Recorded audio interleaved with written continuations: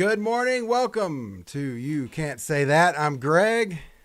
And I'm Al. Good morning. Looking forward to saying it today. To what? I'm looking forward to saying it today. Oh, saying it? Oh, yeah. I'm going to say it today, baby. Okay. Mm-hmm. This may be the show that gets us kicked off YouTube. Oh, no. Well, Oh, it's yeah. not from what I'm going to say. All right, we got a let's see few what you're things gonna this say. morning, and we're going to run till about 10 after 10. We'll do a 40-minute show this morning, and we're going to talk about what? Tim Kaine, fundraising. Yeah, $1.9 trillion or $1.75 trillion stimulus COVID Oh, bill. yeah, nice. Oh, brother. Well, to start off, I ran across this just this morning, and this is fascinating. Okay.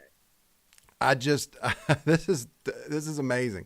So evidently there is a member of the House of Representatives, Marjorie Taylor. Have you heard of her? Marjorie Taylor Greene, I think, right? Yes. So what she's been doing since she's been in the House is trying to muck up the works by constantly calling for making a motion to adjourn the Congress. And when you make a motion to adjourn, it requires that then everybody to come Vote. to have to show up and vote. And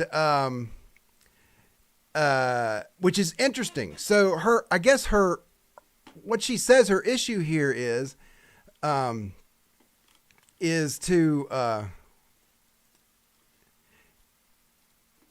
stop what's going on as best she can. Now she's getting a lot of flack. I mean, you know, the usual suspects, the regular media, the Democrats,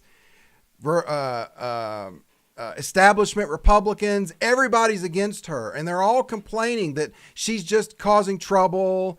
And I mean, it's sad. However, I started looking through this and thinking about it, and I hope she does more of it.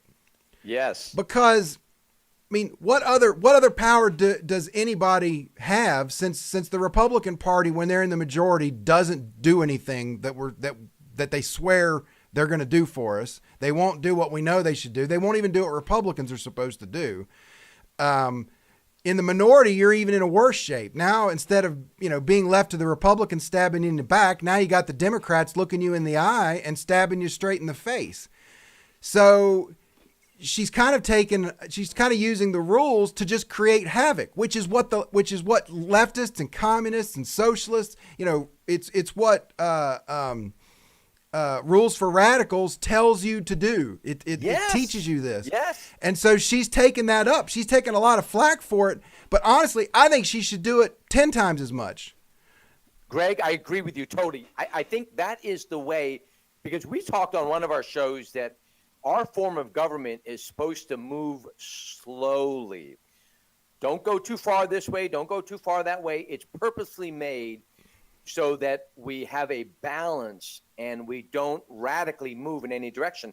And the problem now is when you've got all the houses taken by one party, and as radical as they become, it's going to shift so fast that the only thing we really do have is to use current laws and rules and regulations, whatever it is, against them. Well, so I totally agree. I listened to her the other day, and she's totally against this whole COVID thing.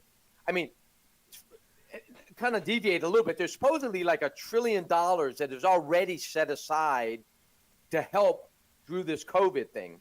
Now, whether you agree or disagree with that, but now we've added another $1.9 trillion, and she got up on the floor and said, "This is crazy." And then she asked for that vote again, and you could just look at everybody's faces, or especially who is it? Whoever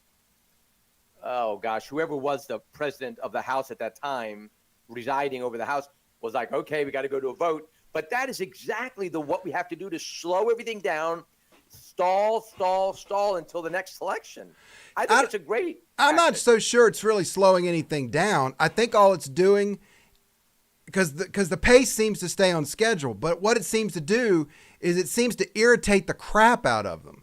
And remember, I've been telling you ever since I've known you that if you really want to alter the behavior of politicians, you're not going to do it by being friends with them. You're not going to do it by worshiping them and And you're going to do it by making them hate doing what it is they do and hate doing it wrong so bad that they quit or they stop or they just stop doing it that way. So what she's come up with, is a procedure that irritates the crap out of them. They absolutely hate it. It screws up their schedules. They never know when they have to be in the building because she could call one of those votes. I mean, it's really wreaking havoc, and they are hating life as a congressman in those particular instances. It is getting the job done. My suggestion would be to multiply that by 1,000. Do that stuff to them at home. Do it in Congress. Do it outside their house. Do it in front of their apartment down in Alphabet City, on K Street. Do it everywhere, all the time. Let me ask you this question, though. Could they vote to remove the ability to do that? I mean, they own the House and the Senate. They can change the House rules, and that's what they'll end up doing. If she keeps this up, they'll change the House rules, and you won't be able to get a vote on adjournment just by making a motion. That'll go away. They're not going to abide this for very long. Well, you know what? See, this is what I love, though, and this is what I think people that run for office should be willing to do, is you are going in there to basically sacrifice yourself, your career, or it doesn't matter. You're doing it to protect the country and to get us back to a nation of laws that abides by laws, that abides by the Constitution. And I think if she goes in there and is there for 2 years and they vote her out, fine. Don't even think about beyond 2 years. Your job is day by day to do whatever you can to bring a highlight to this, to whatever, make their life miserable. I think you're right. And I think more people, I think the biggest problem that I see, even in local government, is once you get there, and we've talked about this, is that it is such a nice, cushy job, great benefits. I mean, you don't want to leave it. You're so enticed to keep it that you keep your mouth shut. I got to give it to her. She has done a great job. Now, she's the one that they were trying to get censored because of some language that she had used on Facebook or whatever as a private citizen. And now that she was in Congress, they wanted to get her. Yeah, they say she's anti-Semitic and Islamophobic. Now, this is a CNN story that I was reading. This is the way CNN is reporting it. Now, once again, we're on the News Guardians channel. The mission of News Guardians is to expose the media being a bunch of lying, biased pieces of crap. And so this is the way CNN's doing it. They're saying this move has no practical effect other than to force every single House member to come to the floor to vote on, whether the House should adjourn. It's purely a time waster. Hallelujah. Now, no, it's not. It does have a practical effect. It doesn't change. It's not going to change the vote on legislation, but the practical effect it has is that practically every member of Congress is irritated to beyond belief when this happens, and that's quite practical when you're talking about stopping a runaway government that's hell bent on expanding itself, expanding its power, and expanding its control over us. So there is a practical effect, but I've read that just to demonstrate that CNN can't even, as usual, isn't even honest about this. The media is lying all the time. But these lies, they think it's the truth. Like the person that wrote that article, they believe in their heart this has no practical effect. They've moved from journalism being about verifiable facts to journalism being about what you believe to be the truth, not what are the facts. They don't want others to join in. Obviously, they want to let other Republicans know that this is no biggie. Don't waste your time. Oh well, a lot of the Republicans. In fact, most of the Republican caucus, as this goes, is starting to vote with the Democrats on these because they don't like it either. Remember, the Republican Party, they're not our saviors. They're not our team. They're not our side. It's the closest thing you're probably ever going to have to one, but they're about themselves. They're just as bad as the Democrats. They're all up there. They're doing the same thing, expanding their own power, expanding their own riches, and making their friends rich. That's what happens. But the only thing you said that's true, Greg, is that they're the closest thing to our side. That's all we got to work with. One other question, though, for you, Greg.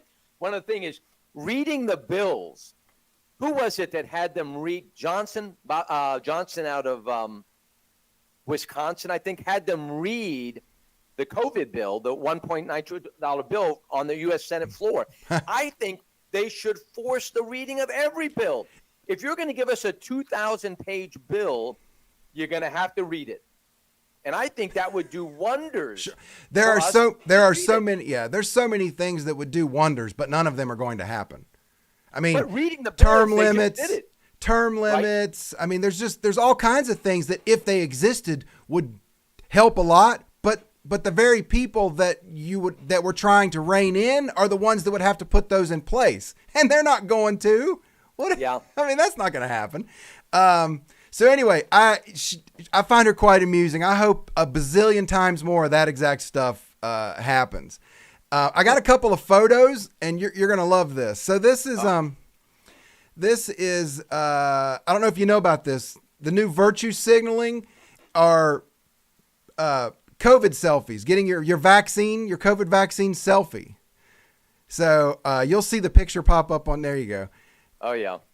This is the new thing now. You know, you get your little sticker and you take a picture of yourself getting the vaccine. You put it in your social media. So everybody believes that doing this is just completely the norm. This is just, you know, this is what we should all be doing. It's good. It's wholesome. It's helpful. Look, we're all doing it.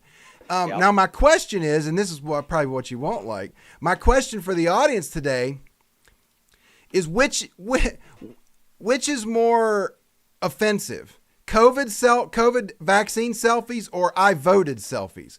Because I tell you, on election day, every time I see somebody selfie with their stupid I voted sticker up there, I want to slap them.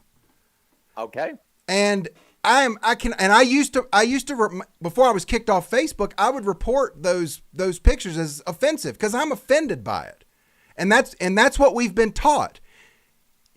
By the people who don't like this statue or this flag or that flag or this politician or that politician, we've learned now in social media what you do is you get offended and then you report the offense. Now, what happened to me probably was they got rid of me for being offended by stuff that they think is awesome. So they just kicked me off Facebook. So why were you offended by the I voted sticker? Because it doesn't. Because everything sucks. No matter who you vote for, you're voting for somebody that's going to abuse us to some degree. Nobody's ever going to fix this, but everybody's smiling like they've done something worthwhile. Nothing worthwhile is happening. It's just crap after crap after crap. And so I'm offended by having that shoved in my face every election day. Now, I didn't used to. Back when I voted, when I was too stupid to know it wasn't going to change anything for the better, I was right in there. I voted. Yeah, it's election day. I got all excited. I waited in line.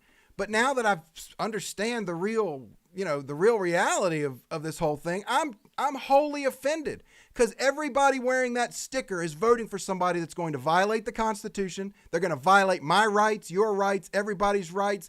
And some of them are going to do that to an even worse degree than the average. So when I see an I voted sticker, what I see is somebody who's stealing my money, stealing my choices, who took away my healthcare choices, who wants me to have to get a permit and pay taxes to work, to do anything in the world.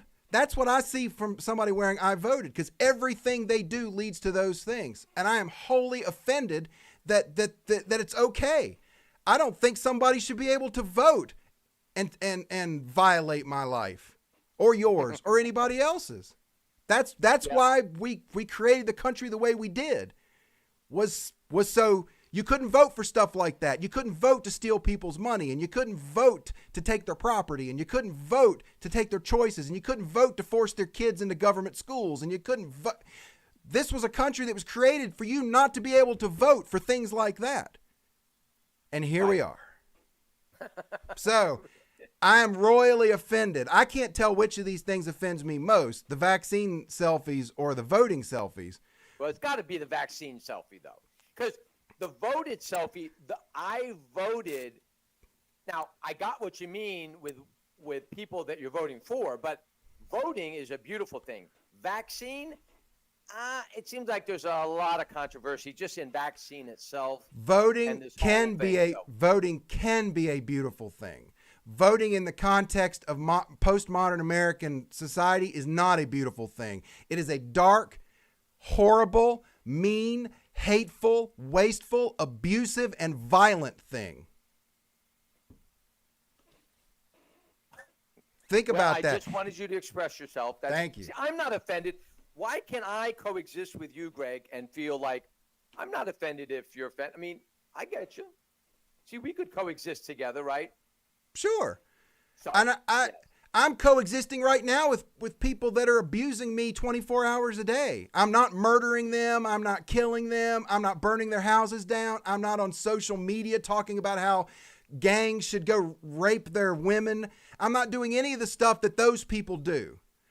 Yeah. I'm just letting them screw me every single day. I'm doing nothing but getting angry about it. So they should be quite thankful that I have enough self-control not to actually face them face to face and deal with this problem. Yeah, and I would say that that's the best way to do it, because the other way we just got anarchy. We've had this conversation, but I agree. No, people are being too offended nowadays. All right, let's move to another. All right, topic. wait, last picture, and last picture. We got another one. You'll love this. According to NASA, the chance of the Earth being hit by an asteroid is 0.046%. The chance of dying of COVID is 0.026%. So people should drop the mask and buy a helmet because they're twice as likely to be killed by an asteroid. Oh, I love that. That needs to be some kind of I got to have that on my shirt. I need to make a shirt with that print on it. Yes, you do. Absolutely. Oh, that's so funny. Drop your mask and get a helmet. I love it. All right. Well, that was a good one, Greg. I'm with you. I thought you'd like that. All right. So let's see. You want to give us the homeless update while I find your story? Yeah. Okay. So I got another email back from the city manager in Roanoke. So he wanted to clarify an email he sent me the other day. So he says it actually appears that the majority of residents are actually on a city right-of-way rather than private property. That's what I said. Using. That's what I said. Okay. It's a right-of-way. So they're on a right-of-way. Now, my question to you, since I just got this email, is that it's a city right-of-way, which means that it's not owned. I'm assuming it's Kroger that probably owns that property, because I think it's right behind the Kroger there. So it's not Kroger that owns it, and it's not technically the city that owns it. It's a in-between. It's a right-of-way. So what is a right-of-way? Like, who owns a right-of-way? Okay, so a right-of-way is private property that the government has said you can't control it. That's what a right-of-way is. For one reason or another. They have a lot of reasons for that, but in the simplest terms, a right-of-way is where government has told somebody this stretch of land on your private property is still yours. You have to maintain it. Even during difficult times for many. You have to maintain it, but we get to do whatever we want there. It's public. That's a right of way. Okay, so here's my question to you, though. All right. So if for more people that maybe are just tuning in, so we got these people that are homeless people, they're just camping out. So another little tent city on a right of way. So what he said was that the police department did go down and tell people they need to move, but if they don't move, it's hard to see what kind of legal means the city would have to remove them. Well, now, constitutionally, what the city also says, though, is that private property that Kroger owns, the city is looking to acquire. Once they acquire it, they will have a no trespassing sign on it. So if you can put a no trespassing sign on it when the city owns it, why can't there be a no trespassing sign on it when it's a right of way? Well, you're not supposed to have a no trespassing sign either way. Because common law, which the Constitution was built on top of and was supposed to institutionalize, common law allows people freedom of movement, freedom of standing around, freedom of hanging out in non-private land.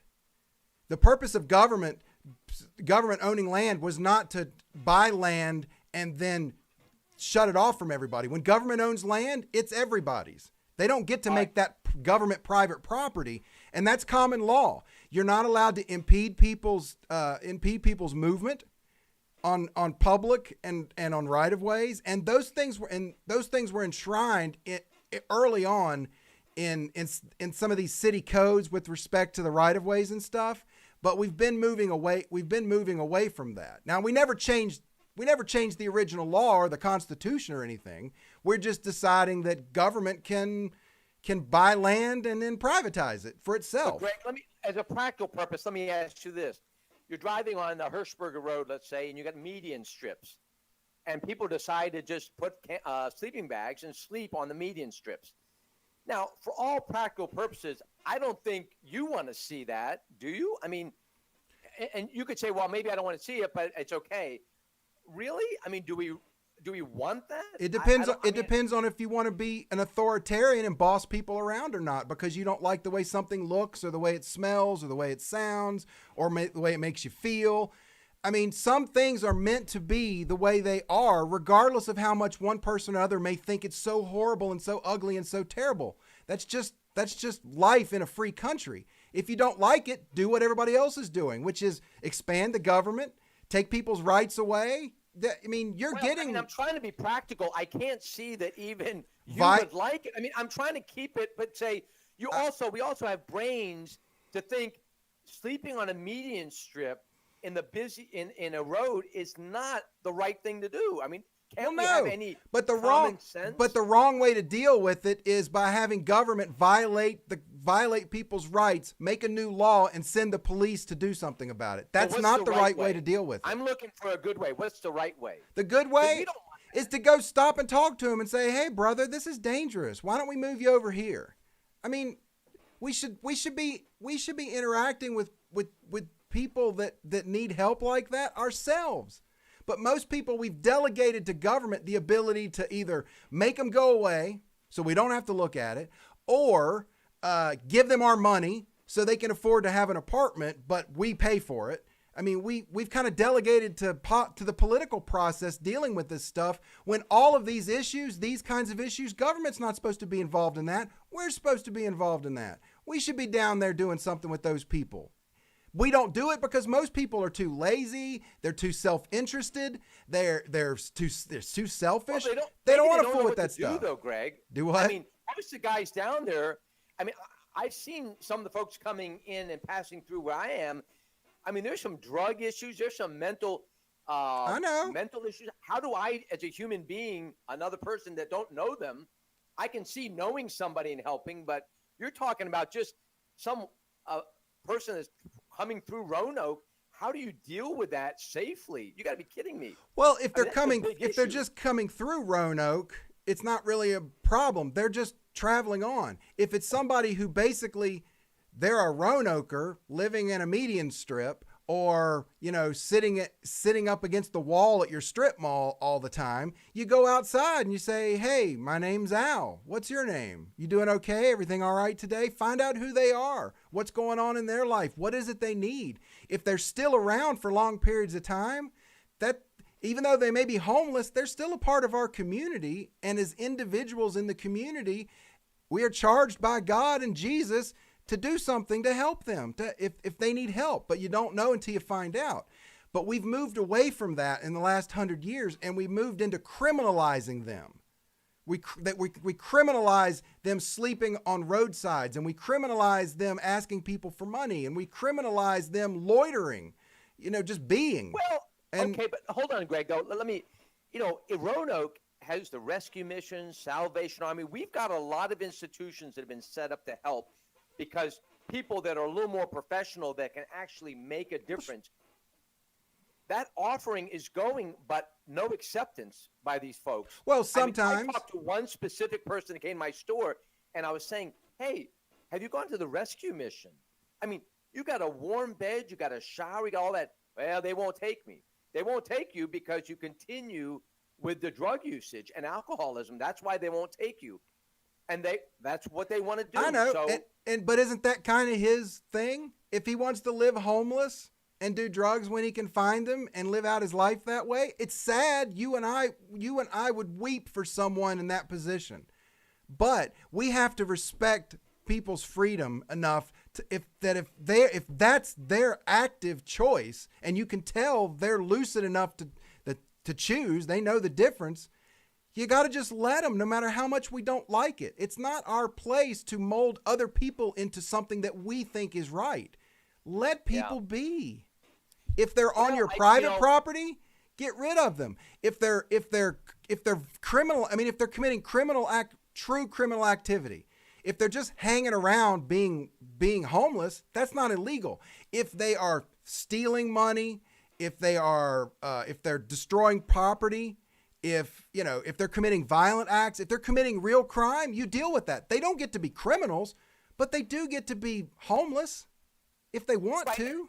And there's nothing saying about criminal, and I kind of just wrapping this up. I get what you're saying. I just think I've seen it in other cities, the way, we are in the 21st century, seeing people out in a right of way with there's garbage, there are tents strewn up all over. I don't know, Greg. We may need to analyze this, but we're not in the days where you just kind of wandered about. I know. We're not in the days where we can control our own children's education. We're not in the days where we get to actually possess the firearms we'd like for our own self-defense. We're not in the days where the money that we earn is our own. We're not in the day. We're not in you on those issues. We're not in the day of any of this stuff, Al. You're absolutely right. Well, but I don't want to throw everything away. When you just make that list, I agree with everything. But I guess I wouldn't put this of just letting people sleep out on the roads. I know you wouldn't because you don't. I know you wouldn't because you don't like to look at it. You wanting to do something about that is the same as somebody else who doesn't like me having healthcare freedom. They want to choose for me my healthcare because they know better than me. You want to choose for them where they're going to put up a tent because you don't like to look at it. It's not any different. It's the exact same thing. I agree with you on all those freedoms, but when I look at this, I know because you don't like it. Right, and I'm not saying that we should all pay for it. I'm just saying, Greg, I see a problem here. I get that, but this problem is based in your subjective view of this situation. You like healthcare freedom. You hate homeless people being in your sight and making a mess. I get that. Other people are fine with the homeless people, but they don't like your healthcare freedom. What I'm saying is we've moved into a time where whoever can gain power gets to have their way, and what people's rights are don't matter anymore. They have a right to be homeless. I know you don't like it. I know it's ugly, but they have a right to be homeless. But Greg, but there's a sense if two people are walking down the street nude, they have a right to walk down the street nude. But do you think that's appropriate? I think it's appropriate to be free. I don't think that every activity that a free person has the right to engage in is appropriate in every circumstance, but that doesn't mean you violate people's rights. Answer that question. If people wanted to just walk on the streets with no clothes on, Greg's okay with it. That's their freedom. No, what I'm saying is I don't think that they should do it, but I don't have the authority. No. That's not my question. I know your question because your question is a false question, Al. You're trying to question me and set up the rules of the question as such that I can't honestly answer because you're trying to catch me in one answer or another. I get that, but the fact remains is these two things are married together. I don't think it's going to be helpful to society for people walking around naked downtown. I also don't think it's helpful to society if we try to violate people's rights and do something about it. So if we made a law saying you can't walk around, we have a law. City, we have that would law. Be bad. We already have that law. No, but that's bad law. The idea is good. Making it law is bad. Yes. Okay. It's bad. I think it's the same. Then me and you would agree on this issue because I look at that as kind of the same thing with this nudity thing. I'm kind of stuck. Like it's not good. Make a law? Yeah, I get you, but the problem is it's not good. Okay. Let's move on. I know we got a couple other issues. The other one was, okay, so we got that city. What was the other one had was, the Giving Day. All right. So supposedly Roanoke had a Giving Day yesterday for nonprofits, and we raised, I don't know, over $1 million or something in giving in the Roanoke Valley. I just want to make a comment about that because I have a negative view of all these nonprofits. So people may get upset at me. I don't know, whatever. I only give to things I absolutely know. I give to my church, and I will give one-on-one to somebody that I know. I'll be generous. But this stuff of just giving to nonprofits, and the only reason I wanted to talk about this story is warning. When I was on the Board of Supervisors, the United Way was the one that would come. There's this big umbrella group that have all these nonprofits under them, and they allocate money. And one place they gave money to was Planned Parenthood. Mm-hmm. And I had this thing, Planned Parenthood does so much evil. Now, they do some good things. United Way does good things, but they give to an industry that kills babies. And yet, the county was involved in helping the United Way. People give their money freely to the United Way. And I'm thinking, please, stop giving money to organizations you don't know everything about. And one last thing is, you look at the salaries of these non-profit organizations. United Way, that lady makes close to $200,000. The Roanoke chapter, not a national organization, the Roanoke lady, she makes close to $200,000 as a nonprofit organization. And there's hundreds and hundreds of people in her same position at local United Ways across the country, all making $250,000 a year or better. You're right. It's insane. The two big problems about what the situation you described. One is that government has no legitimate authority to take our money and donate it to charity. There's no legitimacy to that whatsoever. The second thing is the procedure with which they go about taking the donations, which is to strong arm county employees, and to bully you into going to. In fact, they don't just bully you; they expect you to show up while you're on the clock to a meeting where the United Way people are going to present to you a presentation designed to talk you into giving them money. And we're paying their salary while they sit in this meeting so that United Way can take their money. That is wage theft. That's criminal. And the people who run the county should be arrested for fraud. That's fraud. Now, with the daily giving in Roanoke thing, that's out to the public, not through government. That is soliciting the private sector to donate money. But there are two angles. The one that you just said, that governments now are hooked in to this stuff to make it happen. So I just say be very, very aware of where you're giving your money to, who you're giving it to, research them completely.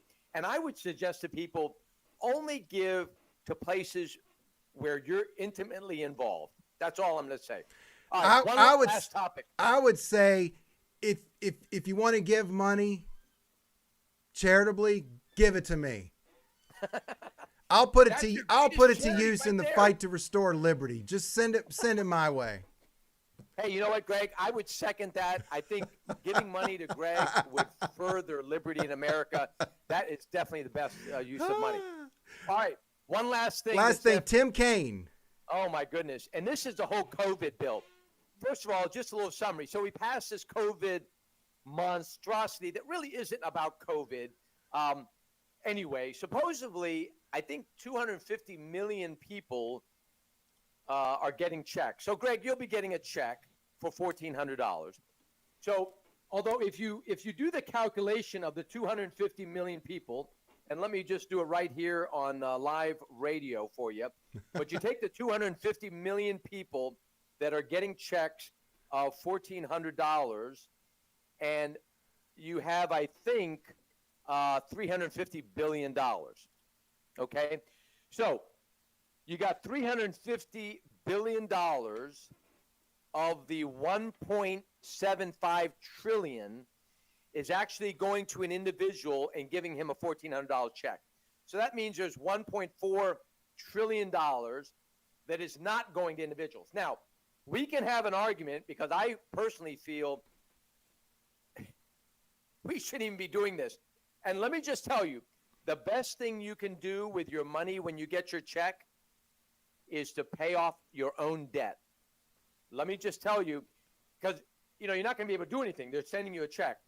I would take it if you have debt at all and you want to fight against this, remove some of your debt.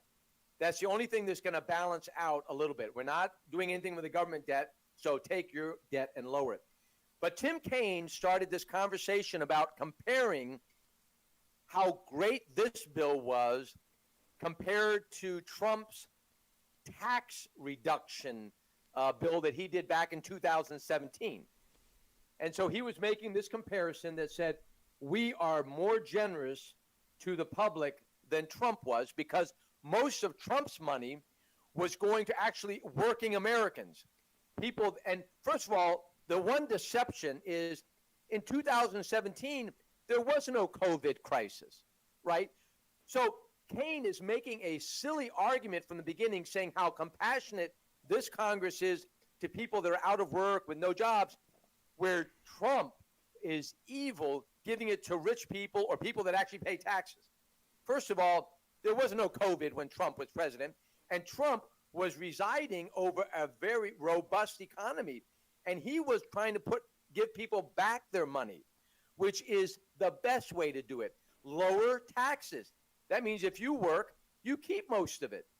This bill is for people basically that aren't working. You can sit at home and just get a check.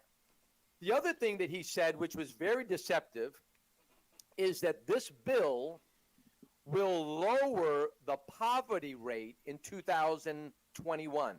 Now, there's some truth to that. So he gives a person money, and when they get the check, now their income takes them above the poverty line. Well, yeah, that's for 2021. What about 2022? They go right back to the poverty level because they don't have that $1,400 extra dollars. I mean, he is either very stupid, which is a possibility, or he's very evil, which is more of a possibility, but I think he's both. Well, he is somewhat ignorant on just basic economics, but then he's also using it to play the audience, which is his audience. Well, sure, and as stupid as that comparison is, he knows that, and here's another, you can't say that. He knows that in general, 80% of the people are stupid, manipulatable, and don't know any better. And Absolutely. So that idiotic comparison he's making will actually affect people. They'll go, oh, wow, yeah. He's doing it because it works. Now, yes, I agree. Now, as far as him being evil, yeah, he's evil, but he doesn't know he's evil. He thinks he's good. He's convinced that what he's doing is a good thing. I question that, Greg. Now, I know you do. Here's the only reason why I question that. Government and politicians have been around forever. They know what happens. All right. Lyndon Johnson, let's go back to 1 second. Well, wait, one thing. Let me Society. ask you something, though. Have you ever met face-to-face a politician that you know to be evil, and that from meeting them and being around them, you discovered that they know they're evil and they're doing it on purpose? Have you ever met that politician in real life? Well, where they'll admit it. Every politician I meet. No, don't worry about whether they admit it. I don't ever judge politicians based on what they will admit or what they say. I judge politicians based on who they are, what they do, despite what they say, because they're all liars. So I've come to find, because I've had to deal with politicians for 30 years now, I've come to find over the years that they believe they're good and they think what they're doing is good. They lie to themselves, which is a very human thing. Human beings lie to themselves. But I promise you, Al, even the worst of them probably do have no idea, because they think the evil things that they do are for good reasons and therefore they're good. They don't know they're evil. I may agree with you. So Castro, Hitler, Mussolini, all those people then would fit in the same category. Oh yeah, Hitler thought he was doing a great thing for the true German people, and getting back at Europe for what they did to them after World War I. He firmly believed that what he was doing was right, it was moral, and he was doing good for the German people. Well, up to that point, but then when he slid into making concentration camps and gas chamber baths He still thought it was Oh good? yeah, because how can you have utopia, Al, if you don't get rid of the riffraff? I'm not saying it was good. What I'm saying is he convinced himself and firmly believed that all of these steps were good steps to take to reach the goal, which is a healthy, strong, pure Aryan German race. Okay. Well, I may agree with you. So, as a Christian guy, I believe Satan, evil, will definitely derange and dilute and cause delusions on a mind to make them think sure. that what they're doing. I got you. So, all right, we got 1 minute. Probably true. Go ahead. No, we got 1 minute. You can keep going. We got 1 minute.